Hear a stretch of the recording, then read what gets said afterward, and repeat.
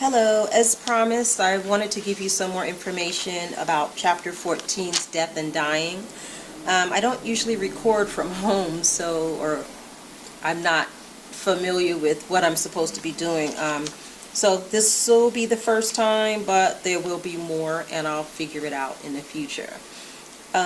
Death and dying is very important to talk about because we need to understand it and accept it as a normal progression of life.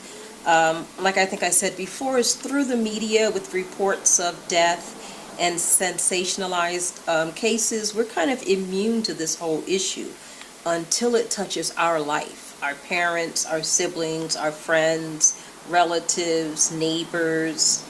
Also, we know that things like our experiences, our values, our ideas, and other factors are going to determine how we handle death.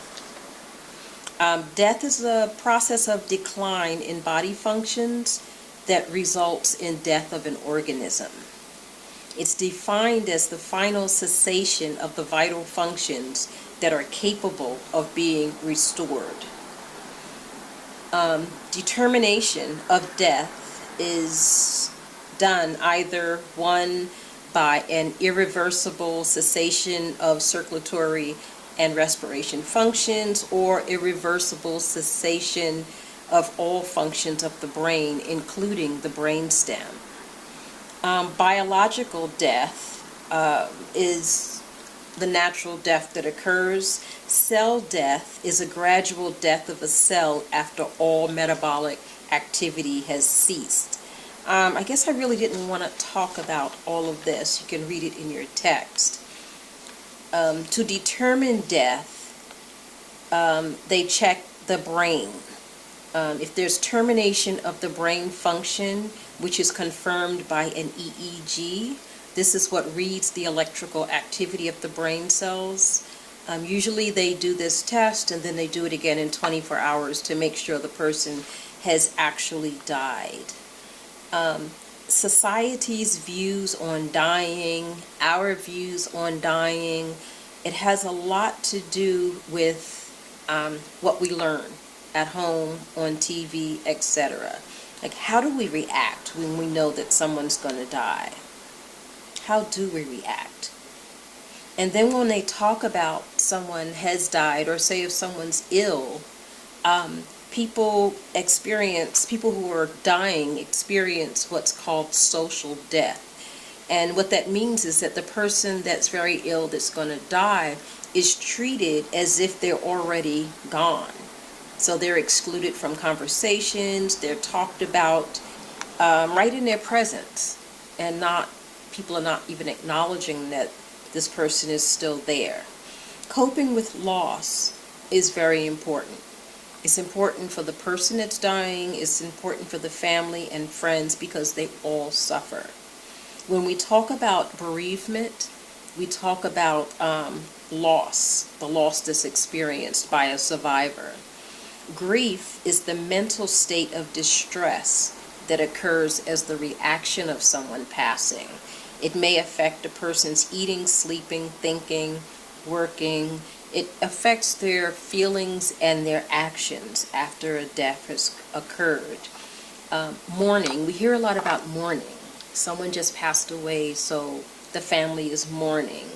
And basically that's the culturally prescribed and accepted time period for the expression of grief. And one thing we want to know is that grief happens on a person's own time. There's no special, okay, it's been 1 year, you should be fine now. That's not how it works. Grief work, which I talked a little bit about as far as the work that I had to do myself. I don't even think I talked about what I did, except for to get a book, go through a workbook, and what it does is it has you answer questions and think and journal and, talk about what's going on. That's important. But grief work is the process of integrating the reality of loss with everyday life and learning to feel better. It takes time and emotional effort.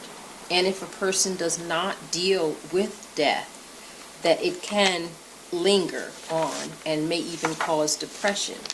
because the person's stuffing feelings, especially negative feelings. Let me see, what else did I want to talk about? End-of-life care. Remember that one of the questions on the essays will be about a hospice. Now, a hospice can occur, or first, it's a comprehensive program of palliative care. It can be in a home, it can be in the hospital, on a certain unit, or it can be a freestanding facility that's called a hospice place. Good thing about hospice, when someone is going to pass, if they're not looking to be kept alive on machines, they would go into hospice. Hospice wants to make sure that the person stays pain-free, safe, connected to their family and their surroundings. That's why a lot of times it is done in the home. There's a doctor, nurse, social worker, physical therapist, anyone that's needed on that team to help care for the person. The good thing about a hospice is that family members are also treated. They make sure that you have all the information about grieving, support groups, anything that you need to help you deal with the death. So it's not like the person dies and everyone says goodbye and the family's left to figure it out. They really try to make sure that you're okay as well. Some of the things that we did not talk about in the class is euthanasia and assisted suicide. Now, there's passive euthanasia, which is just the withholding or withdrawing of life-sustaining support. Say someone had an operation, and when they came out of the operation, they were brain dead, but they're still living. So the hospital would put them on machines to keep their heart pumping, to just keep them around. And some people choose to not have that done. And when they choose that, they call that passive euthanasia. So they won't give them life-sustaining support, and they just let them die naturally. There's physician-assisted suicide, where there's lethal drugs that are provided to the patient by the doctor, so that when this person decides that I want to end my life because of my suffering, they can administer the drugs to themselves. There's also active euthanasia. Active euthanasia is illegal in most states in the United States, right? Most of the United States. I think there's 2 states where that is legal. Active euthanasia is where the doctor himself administers a central nervous system depressant that slows the system down until the person passes away. This is very controversial. The question is always, should someone decide when they should die or not? Just because someone has a disease that may be terminal and they're in pain, it doesn't mean that they're actually going to die, not all the time. And sometimes a person's pain and suffering is so bad that they say, I don't want to go through this, I just want to die. And then the sad thing in that case is, what if they were going to be cured and they weren't going to die? So this kind of euthanasia is helpful for people that are terminally ill and they're not going to come back. There's no chance. So it's controversial. Should a person be able to make that decision or not?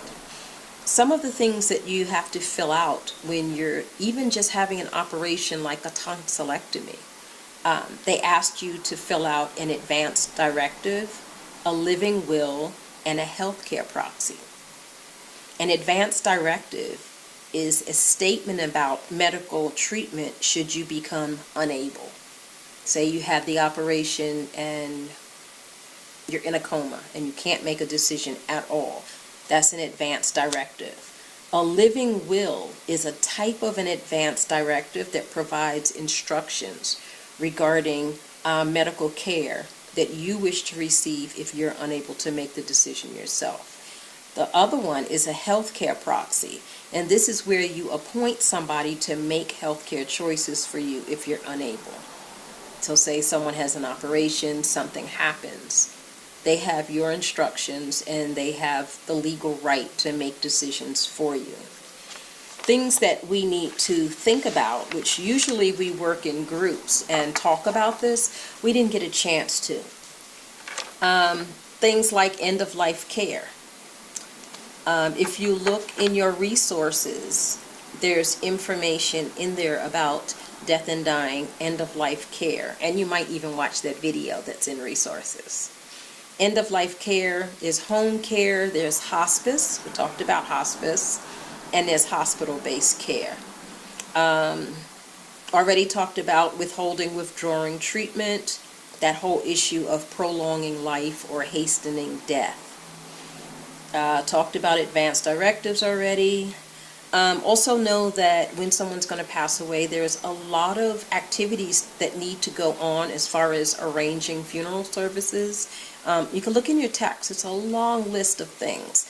A lot of people decide that they're going to take care of all of their funeral arrangements and all of their wishes ahead of time.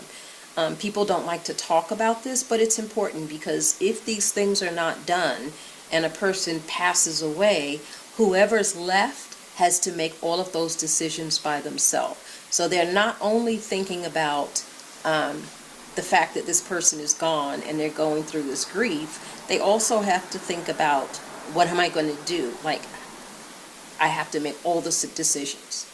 So for someone to have the decisions made ahead of time and to have their needs met as far as what they want to happen to them when they pass, making funeral service arrangements ahead of time is important.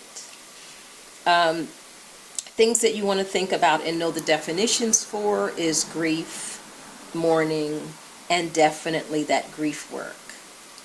I think I said in a class about making a will.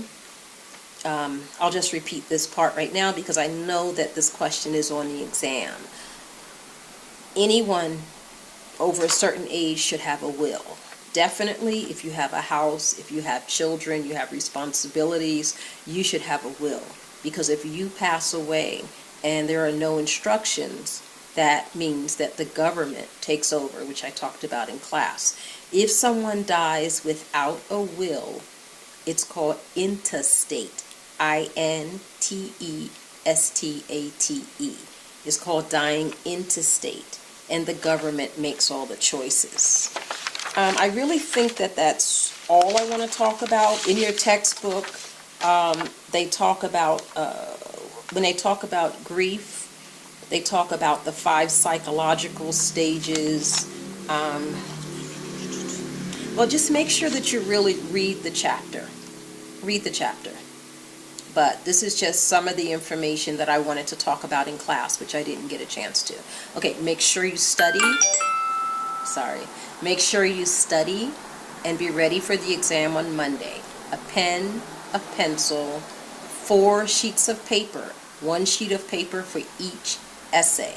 And understand that you will be filling that paper up, so you need to know the information. And the school will provide your Scantron. Okay, have a good night.